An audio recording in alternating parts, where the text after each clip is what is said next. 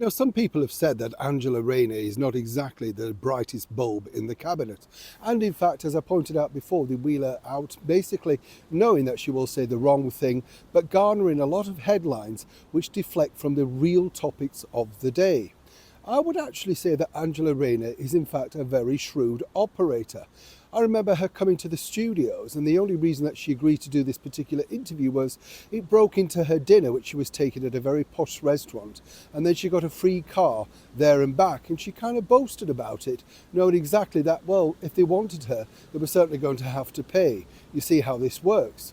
So the news now that she's moving into a former home occupied by a real British Prime Minister, the Right Honourable Winston Churchill, has angered many people. But here's the true story behind that. As ever, let me explain. Morning, good to see you. Thank you so much for your time. Yes, as we're all cutting our cloth, as they say, and struggling with the cost of living crisis, Angela now has three homes. That is Angela Rayner, the Deputy British Prime Minister. But of course, like so many people, she's just working class, one of us. Now, this particular home just off the centre of Whitehall is spectacular in itself. Admiralty House. Many chancellors have lived there during the years, of course, and previous British Prime Ministers.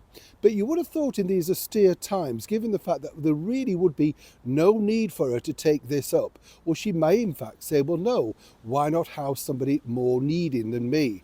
That's not the way Angela, the working class girl, works, you see. Not only that, I've been told that Angela is very keen to make sure that she's never really alone in there, will be inviting friends and family, as ever, allegedly, with, of course, the heating, lighting and the people looking after her, not servants but assistants, who will also be taxpayer funded. Everything you are paying for, right? So this is where it's fascinating when you think, because of course you can understand why these people are so desperate to get into power. But remember, they're working for you. The other thing, of course, that Angela gets alongside all of those freebies, as well as the big salary and the expenses, is a ministerial car. Now, given this new home is literally nanoseconds away from Downing Street, where she allegedly has to work most days, is she giving that up?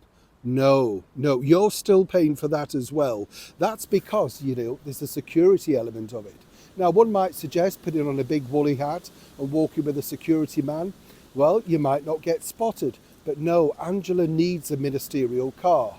It's a little bit like her counterpart, the Chancellor of the Exchequer for now, Rachel Reeves, who's basically got the very same package as, well, them. There are so many, including the Foreign Secretary, David Lammy. So while you freeze and scrimp and scrape and think, oh yes, but they're doing it for the good of the country, remember the likes of Angela, Keir, Rachel, David and so many more are truly living a life that they never ever contemplated. But it's all thanks to the many people that voted to get them in, including of course the likes of Sir Elton John and Jason Manford. So many people that said, this is the change that you need. Well, you've got it. So you're happy now? Neil Sean, Kensington, London.